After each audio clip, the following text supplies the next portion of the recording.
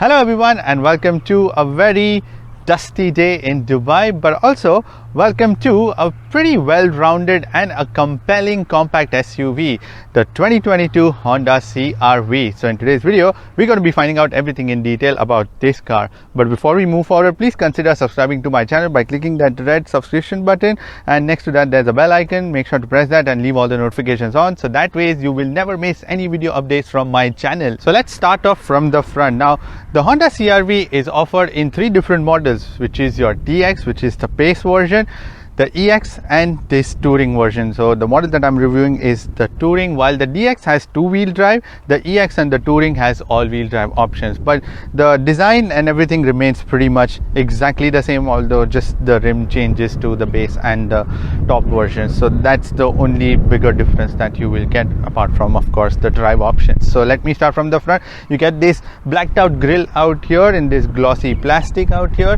There's also this chrome that goes on top, the Honda badging in the chrome. At the bottom, again more chrome that you get out here with normal plastic bumpers in between, and in between that you will find your LED fog lights, which are given on this one. At the bottom, again normal plastic with more normal plastic grills which are given.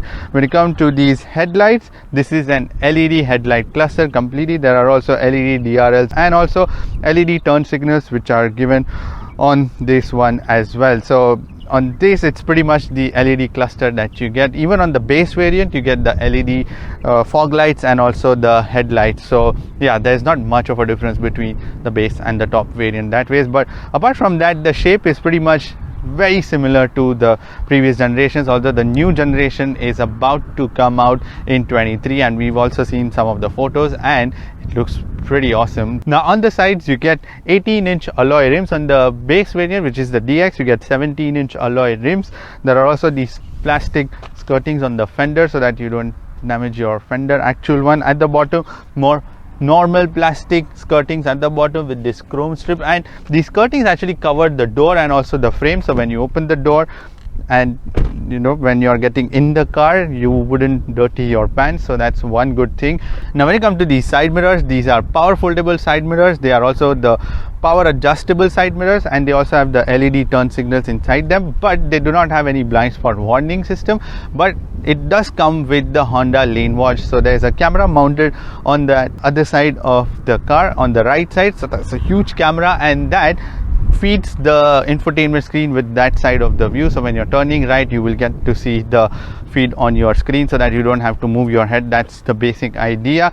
Even in the back, thick skirtings, and also the skirtings on the fender so that you don't damage your fender in the back. There are lots of curves and the light that kind of shapes around, and in the top you will find the chrome surrounds around these windows. When you come to these doors, these are keyless entry doors, so it's quite easier to get in and out and get used to, but only the front two ones, not the back ones. And when you look at the car from the side profile or even from the front, it looks very bulky, and even though it's a compact SUV, but surprisingly there's a lot of space inside, which I'm going to show you pretty soon. Now in the rear, there seems to be a pretty high riding boot door that you see, and then eventually reduces the glass, and which is why in terms of the visibility, it's actually kind of alright, because a lot of thick pillars are out here, and because the glass is shorter, that's why it hinders the visibility a little bit. Now in terms of these tail lights, you get completely LED tail light cluster that you get on this CR-V. Even the turn signals and everything is LED. There is also the CR-V badging in chrome. There's this Honda strip and the chrome badging that goes from one end to the other, the all-wheel drive badging and the touring badging that you get, and also a normal plastic bumper which has been given out here with this silver color, another plastic trim that has been given. So pretty plain looking, and the exhaust tips are hidden on the other side, on the right side behind the bumper. So very clean design that way. There's also this spoiler which has been given, and there's also this one cool feature on this CR-V. So you get the hands-free tailgate operation. So imagine I have a lot of bag in my hands, and then the button is mounted underneath, so I can't like open it. So the solution is just swipe your leg and it opens the boot door for you, and now I can just put my luggage in the back quite easily. Now in terms of the boot space, you get 522 liters of luggage that you can put when the rear seats are up. There is also this boot separator that is kind of easy to just remove and put it at the bottom, but it consumes a little bit of space. That's the only thing. And there's also a full size spare wheel which has been given. There are also tying points which are given. There are also boot lights and everything that has been given. There are also this scuff plate given so that you don't damage your plastic bumper. And the rear seats are foldable in a ratio of 60:40, and in order to do that, there are also convenient levers given in the back on both the sides. So when I just pull them, the seats would fold down quite easily. Let me do the other one, although yeah, my bag is on that other seat, which is why it's not folding. But when you do that, you can put 1658 liters of luggage in the back, which is pretty huge. And not just that, it's a pretty even space, so it's all flat, so it's a very usable space. And not just that, there's not a lip at all, so putting your luggage in and out is going to be very easy. In fact, it's going to be very easy to just slide them and just remove them from this boot. And in order to close this door again, you just swipe your legs. It's so easy, and it's a motorized tailgate, so makes everything just much more convenient on this CR-V. Now on the inside of the Honda CR-V, first of all, things are pretty spacious, practical, and it's loaded with a lot of technology. So let me first start off with the basic material quality. So you get soft touch materials on the dashboard, squidgy ones, even on the door cards out here where going to be resting hands. That's also the soft touch leather cover. There is this plastic trim which is made to look like a veneer, wood ones, even on the dashboard out here on the sides, on the other side of the door, even the rear passengers. But where these driver switches are to control the windows and everything, that's a pretty cheap plastic, I would say. That's the only thing. Even out here on the sides, there is just normal plastic. At the bottom there's normal plastic, and then there's this gap, like a protruding plastic that sticks out so that you can rest your legs on that one during the longer journeys. But yeah, that can sometimes become a bit more uncomfortable. When you come to the driver's display, you get a digital driver's display in the center, which on top shows you the rev counter, and in the middle the digital speed, and on both the sides your temperature and your fuel meter.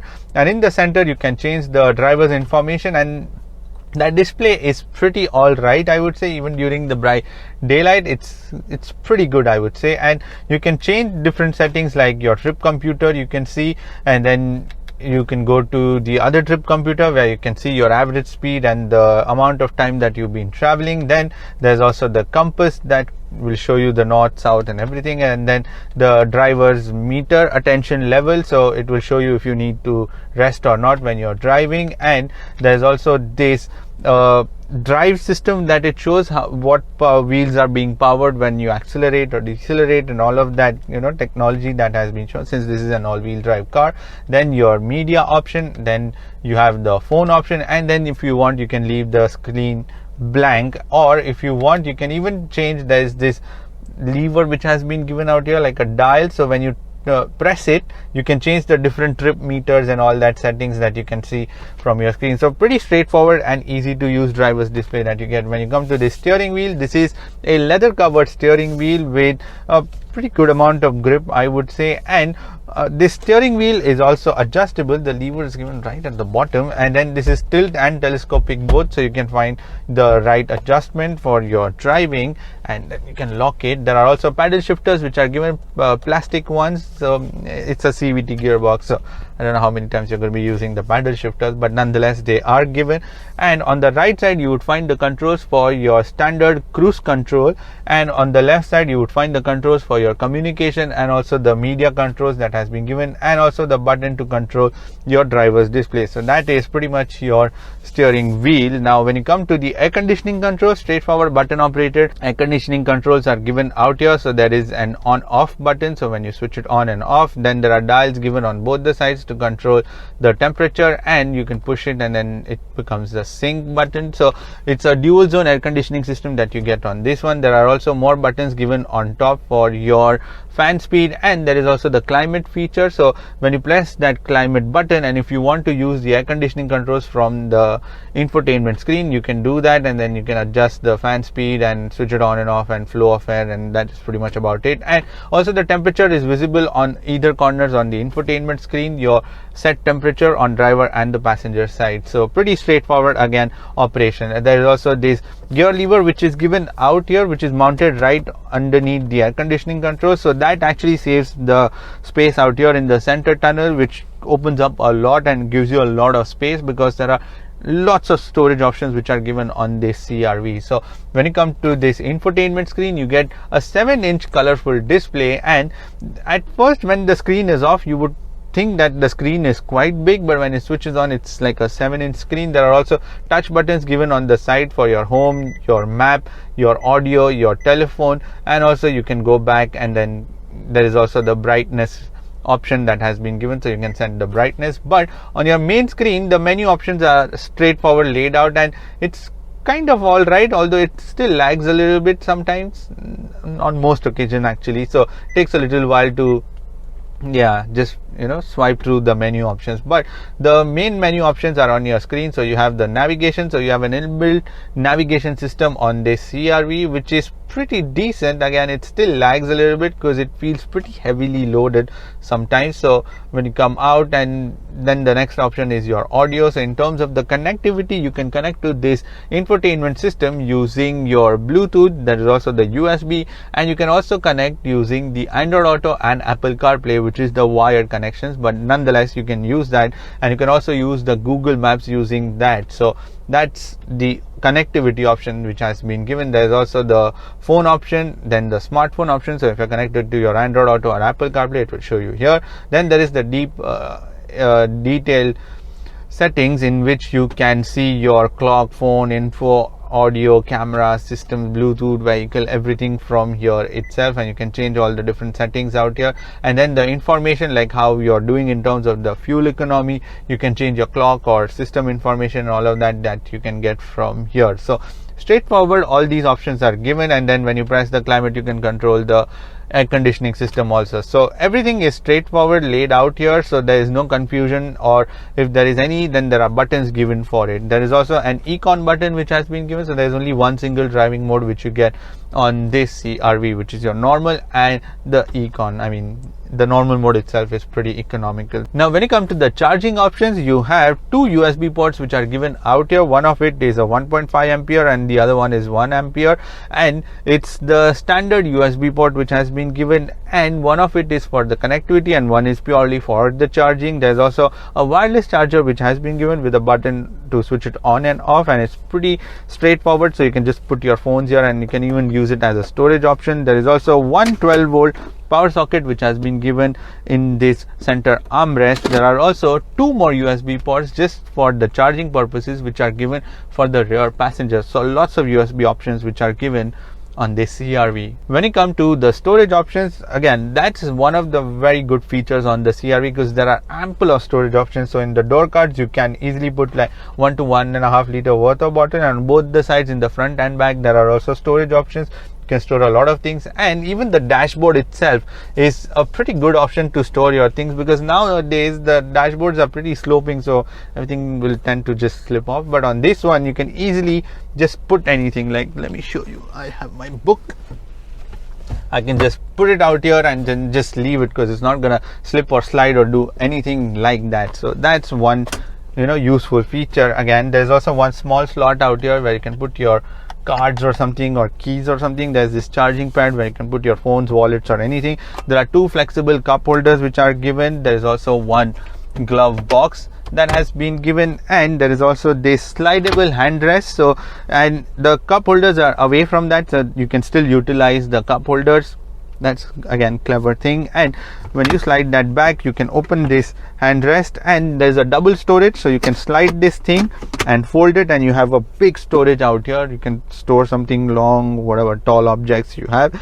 And if you want to hide some of your items, then you can just put it in there and just close it, and then use this as a regular storage options. And in the back, in the rear passenger door cards, again you can put like 1.5 liter worth of bottle and some more storage on the sides. There are also two more cup holders which are given in the center armrest. Now on this CRV you get a normal sunroof. I'm not going to open that because there is a huge sandstorm which you can probably see, or I don't know if you can notice that, so which is why I'm not going to open that, because it's properly gonna, you know, sand the whole car from inside. So it's got a standard sunroof, but I'm pretty alright because most of the days, yeah, you're not going to be using that, but it's still good to make the cabin feel pretty airy and spacious. When you come to these seats, these are beige color leather seats which are perforated in the center, but they are not the heated or the cooled seats. It's just for the design purpose, and they are decently comfortable, I would say, although sometimes it's a little on the firmer side, which I find.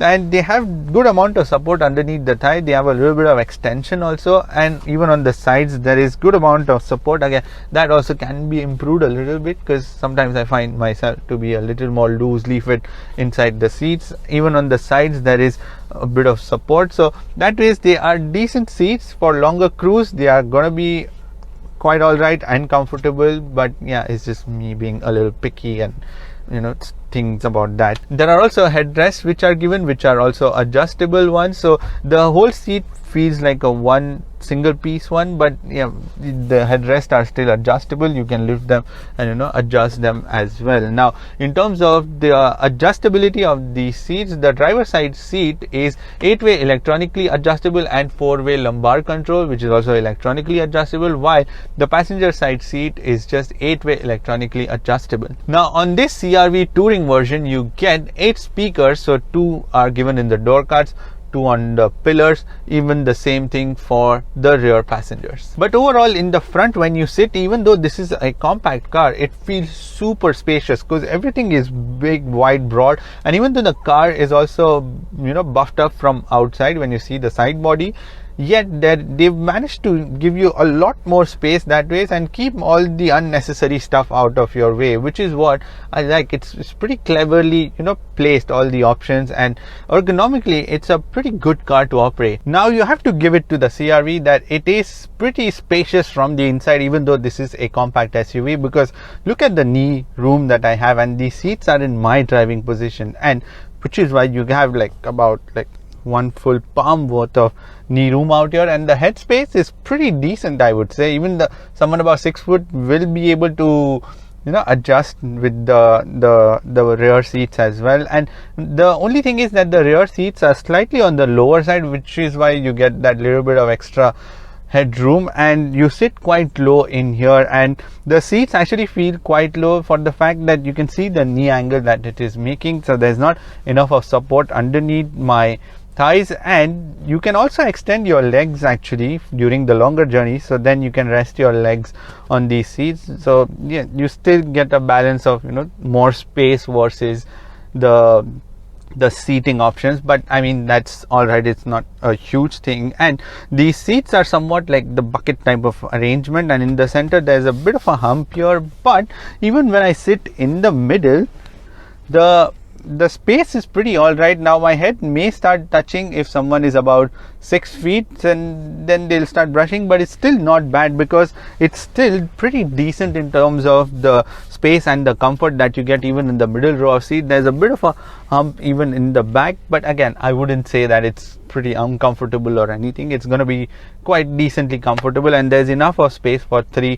fully grown adults out here. There's also a very small amount of tunnel out here. I don't know how Honda has managed to hide that tunnel out here, even though this is an all-wheel drive car. So there's still this flatter option out here, so which is why the middle passenger is going to be comfortable. In terms of the material quality on these seats, again, you get the beige color leather seats, which is perforated. Again, they don't heat or cool or anything, just the design purposes that they have given, and it's the same amount of comfort which you find in the front. The same levels is also in the back. These rear seats are reclinable, so during the longer journeys you can actually put them back a little bit and you can stretch yourself along with this extra bit of leg room that you get. So it's actually a pretty decent option if you ask me. So you can do a lot more adjustment with these rear seats as well. On the door cards, again, you will find just normal plastic now instead of the soft touch plastic, the wood plastic trim that you get out here, the veneer setup, the normal plastic around the switches, even the bottom there's normal plastic, and we're going to be resting hand, it's leather covered in beige one. There's also pocket storage in both these seats. There is also 2 cup holders, normal ones, which are given in the center armrest, and also the handrest itself is pretty broad that way, so you can utilize the cup holders also and you can rest your hand. So it is doable. Other manufacturers, if you're noticing this, there are also two air conditioning vents which are given out here in the back for the rear passengers. You can just control the flow of air and the direction of air. That is pretty much about it, but nonetheless there are air conditioning vents which are given. There are also two standard USB ports which are given just for the charging purposes, but they are the 2.5 ampere instead of the 1 and 1.5 in the front, so it's going to be pretty quick charging. Now the thing is that all these options are pretty much available even on the base variant, which is the DX1, and that actually makes the CR-V a pretty lucrative option in this segment. So this is the second day of filming and the sandstorm is still around, which is why I'm not able to get a lot of exterior clips, but I still wanted to get you the drive impressions of this CR-V. So this 2022 Honda CR-V Touring, or in fact any model, comes with 2.4 liter 4-cylinder iVTEC DOHC engine that produces 184 horsepower and 244 newton meters of torque, and this engine is mated to a CVT transmission, and as a result of that you get pretty great amount of fuel efficiency. So it can deliver anywhere between 9 to 10 kilometers inside the city, 9 to 10 kilometers per liter inside the city, and once you go outside it will be around 11 to 11 and a half kilometers per liter, which is pretty good for an SUV or a family crossover this big. So for that it's pretty good. But when it comes to the engine, there's a bit of a noise when it accelerates, so let me put it in the neutral, and if you can hear it, yeah, you see that lower end grunt is still, you know, audible when you are accelerating, but otherwise it just becomes pretty smooth. And for once I like this CVT because this whole engine and CVT combination is pretty good and very smooth on a day-to-day daily runs, what you want. So that's what you want eventually from a daily driver as well. So for that it's pretty good, and it also comes with the all-wheel drive, so you can do light bit of off-roading with this one as well. Now when you come to the suspensions, again they are pretty much on a comfortable side. They are soft, but the thing is there is a bit of a chassis stiffness, and which is why the whole setup feels very stiff, and as a result of that all the bumps directly come down through your seats and you can feel them. And not just that, the damping action I find is a little slow, so you know it needs to quickly damp out the bumps, because otherwise I can just keep feeling all the bumps that are going around, and the car doesn't get enough time to dampen those bumps which were there previously, which is why there's that, you know, constant bumping action that goes around. So that's the only thing. But apart from that, the suspensions are quite comfortable. When you come to the steering wheel, it's pretty good. It's direct, it's pointy, it's electronic, yet it's a pretty good setup. When you come to the brakes, you get 4-disc brakes. The action from that is pretty even, I would say, although the pedal feels sometimes a bit spongy, but you get used to that driving style. So that ways the braking action is quite ample. When you come to the noise and the vibrations, the only noise and the vibrations that you hear are basically from that engine. Otherwise I don't see a lot of wind or tire noise or anything from this car, because it is surprisingly pretty quiet. And the vibrations, there isn't anything inside the cabin as well, because everything is very well built. Now when it comes to the safety systems, there are quite a lot of safety systems on this Honda CR-V. So first of all, you get 6 airbags, 2 for the front driver and the passenger, 2 side airbags again for the driver and the passenger. There are also 2 curtain airbags mounted on these frames. There is also child ISOFIX points in both the rear seats. There is also a single camera reversing system. The output from that is pretty alright, I would say.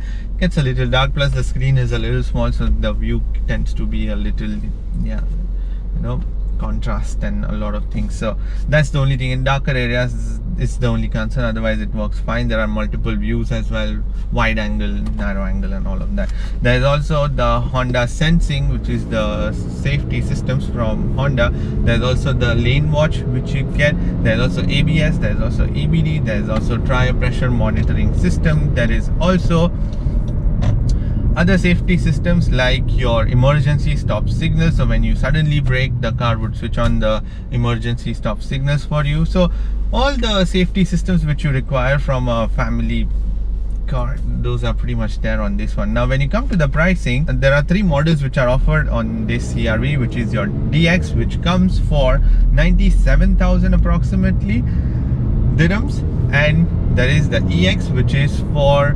121,000 dirhams, and there is the touring version, which is for 132,900 dirhams. I'm going to put the exact price on your screen. Now I get that it's slightly a little expensive compared to your other competitors in the segment, but it's truly worth the penny, to be honest, because if you are not going to be off-roading, if your purpose isn't all of that, then the DX version, which is the 2-wheel drive, that's more than enough for everyday use. In fact, it will even give you better efficiency. But if you have slight bit of off-roading over the weekends that you want to go around, then go for the all-wheel drive system, and it's still a decent option, because for that you get good amount of quality materials, technology, even the comfort levels are pretty decent.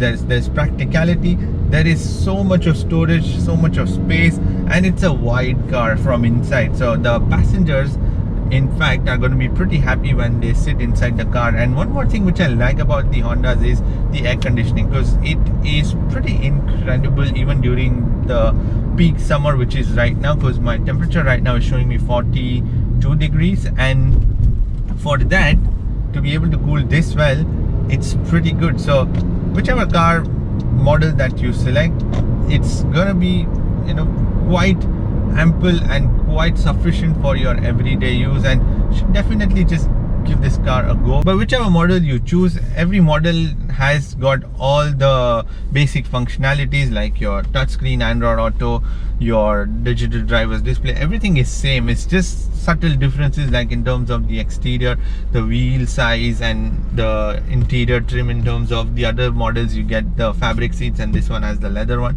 so that's the only difference. Otherwise it's nearly the same, and of course the drive difference. So yeah, whichever model you select, it's gonna be pretty sufficient.